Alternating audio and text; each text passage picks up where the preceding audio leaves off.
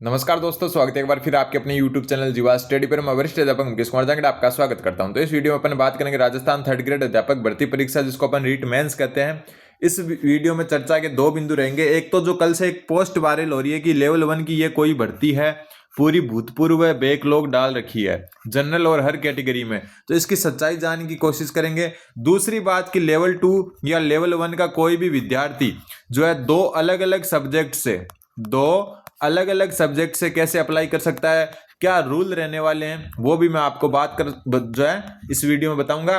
और हो सकता है कि 3 फॉर्म भी फिल कर सको आप, लेकिन कैसे कर सकते हो वो बात करेंगे। सबसे पहले जो एक पोस्ट वायरल हो रही है कि लेवल 1 की ये कोई भर्ती है, पूरी भूतपूर्व यानी कि एक्स सर्विसमैन जो होते हैं उनकी बैकलॉग डाल रखी है, क्या इसमें कोई सच्चाई है? तो सबसे पहले इन्होंने क्या लिख रखा है, हर जगह ये पोस्ट वायरल है, हर ग्रुप में वायरल है कि जनरल की 1156 पोस्ट में से 193 भूतपूर्व सैनिकों को वर्तमान के हिसाब से और 651 भूतपूर्व सैनिकों की बैकलॉग सीटें हैं। तो टोटल बॉयज के लिए जो सीटें बचती है वो कितनी बचती है? 312 बचती है। ठीक है, ये बात जो है 1156 पोस्ट जो आपकी किसकी है, 1156 पोस्ट जो बॉयज की है उनकी बात हो रही है। वैसे जो है जनरल में महिलाओं की सीटें अलग है 30%। ठीक है, दूसरा ऐसे इन्होंने ओबीसी के लिए लिख रखा है कि ओबीसी में 653 जो है लड़कों की या जनरल सीटें, उनमें से जो है 366 मतलब बैकलॉग की और 108 अभी वर्तमान के एक्स सर्विसमैन की घटा दे तो 179 बचती है। ईडब्ल्यूएस में 91 बचती है, एससी के अंदर 139 बचती है और एसटी के अंदर 104 बचती है। ठीक है, और दिव्यांग जन और जो आपके खेल कूद का पता नहीं कब बाकी ये भर्ती की स्थिति है, ये जो ऊपर डाल रखी है।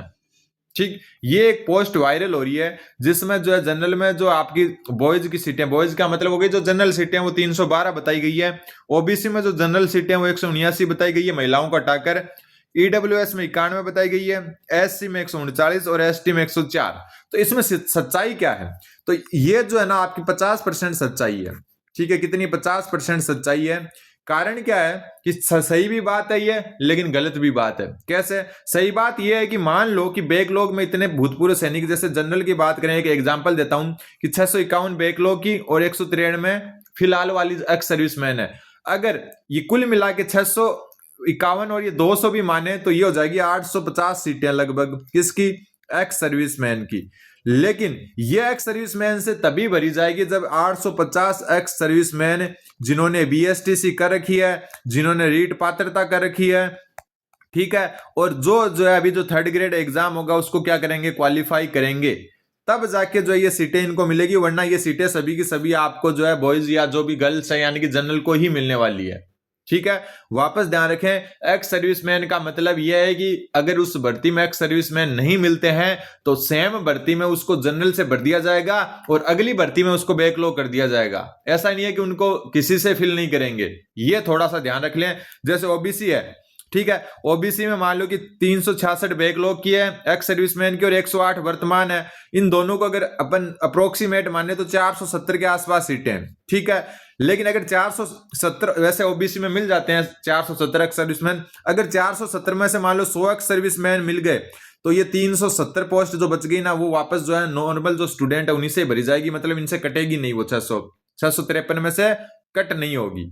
ठीक, अगर मान लो इनमें से 200 सीटें भर गई तो 200 ही कट होगी, बाकी आपकी सारी बॉयज या जो भी गर्ल्स हैं ओबीसी से भरी जाएगी। तो ये थोड़ा सा ध्यान रखें।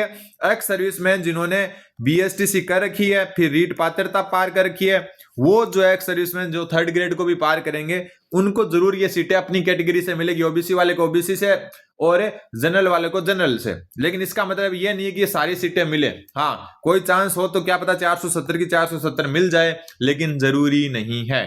तो जितनी सीटें, इसलिए मैं बोल रहा हूं ना 50% सच्चाई है कि अगर इतने पूरे मान लो कि जनरल में एक्स सर्विसमैन के 850 सीटें, अगर 850 के 850 एक्स सर्विसमैन मिल जाते हैं ना, तब जो है सामान्य सीटें 312 बचेगी महिलाओं को हटाकर।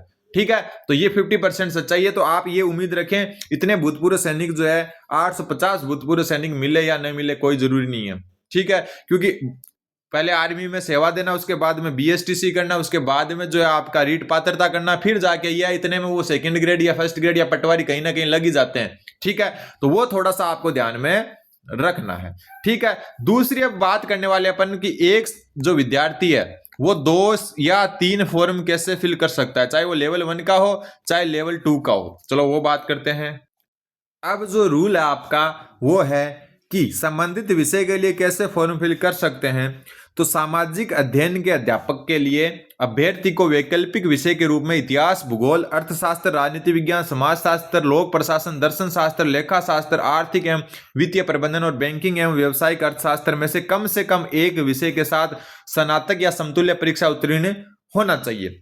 मतलब आप सामाजिक विज्ञान के लिए कब फॉर्म फिल कर सकते हो, इसके लिए सबसे बड़ी कंडीशन है जो सब्जेक्ट यहां दिए हुए हैं, इतिहास, भूगोल, अर्थशास्त्र, राजनीति विज्ञान, समाजशास्त्र, लोक प्रशासन, दर्शन शास्त्र, लेखा शास्त्र, आर्थिक एवं वित्तीय प्रबंधन और बैंकिंग एवं व्यवसायिक अर्थशास्त्र, कुल मिला के जो बीए प्लस बीकॉम वाले स्टूडेंट है, क्योंकि उन बीए या बीकॉम अगर आप करते हो तो इनमें से एक सब्जेक्ट तो आपके पक्का रहता ही है, इनमें से कोई भी एक विषय के साथ आपके स्नातक होनी चाहिए। बीएड में क्या थे, कोई मायने नहीं रखते, वापस सुन लो, बीएड में क्या थे, कोई मायने नहीं रखेंगे। आपके किसी भी एक विषय जिसमें इतिहास, भूगोल, अर्थशास्त्र, राजनीति, समाजशास्त्र, लोक प्रशासन, दर्शन शास्त्र, लेखा शास्त्र, आर्थिक एवं वित्तीय प्रबंधन, बैंकिंग एवं व्यवसायिक अर्थशास्त्र में कोई भी एक सब्जेक्ट जो है आपका बीए या बीकॉम में पढ़ा हुआ होना चाहिए, तो आप सामाजिक विज्ञान से अप्लाई कर सकते हैं। प्लस में आपके रीट पात्रता में क्या होनी चाहिए, रीट पात्रता में जो एसएसटी के 60 क्वेश्चन आते हैं वो होनी चाहिए आपके साथ में। ठीक है, ये कंडीशन हो गई सामाजिक विज्ञान के लिए। ठीक, फिर आते हैं विज्ञान और गणित के लिए। विज्ञान और गणित का अभ्यर्थी के लिए मैं एग्जाम्पल भी बताऊंगा कि कैसे आप 2 फॉर्म फिल कर सकते हो। इसके लिए आपको रसायन विज्ञान, भौतिक विज्ञान, वनस्पति विज्ञान, जीव विज्ञान, सूक्ष्म जीव विज्ञान, जैव प्रौद्योगिकी, जैव रसायन विज्ञान और गणित में से कम एक विषय के साथ स्नातक अगर आपने कर रखी है तो आप गणित विज्ञान से फॉर्म फिल कर सकते हैं। कुल मिला के विज्ञान वाला किसी और से सब्जेक्ट से फिल कर ही नहीं सकता।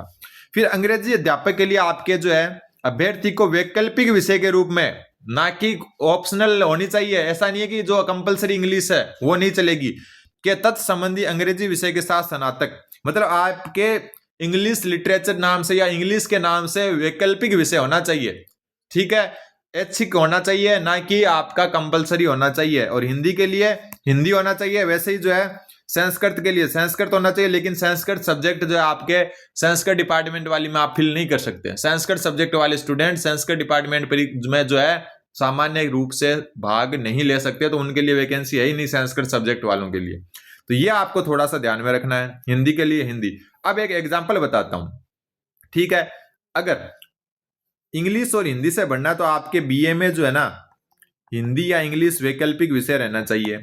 ठीक है, प्लस में जो आपकी रीट पात्रता है, रीट पात्रता, उसमें अगर हिंदी से है तो हिंदी और इंग्लिश से हो तो इंग्लिश, दोनों जो लैंग्वेज होती है उनमें से कोई ना एक लैंग्वेज तो होनी चाहिए। अगर आप इंग्लिश से फॉर्म फिल कर रहे हो तो रीट पात्रता में आपके इंग्लिश, चाहे आपने लैंग्वेज 1 ली हो या लैंग्वेज 2, ये होनी जरूरी है। अगर हिंदी से भर रहे हो तो आपके लैंग्वेज 1 या लैंग्वेज 2 में हिंदी होनी जरूरी है। अब मान लो एक स्टूडेंट है जिसने बीए कर रखी है। वापस मैं बता दूं कि बीएड वाले स्टूडेंट, बीएड के सब्जेक्ट कोई मायने नहीं रखते हैं। बीए में मान लो एक स्टूडेंट है, ठीक है, उसके जो है आपके इतिहास है, ठीक है, भूगोल है और साथ में हिंदी है। ठीक है, एक दूसरा स्टूडेंट है बीए का जिसके इतिहास है, हिंदी है और मान लो कि इंग्लिश है।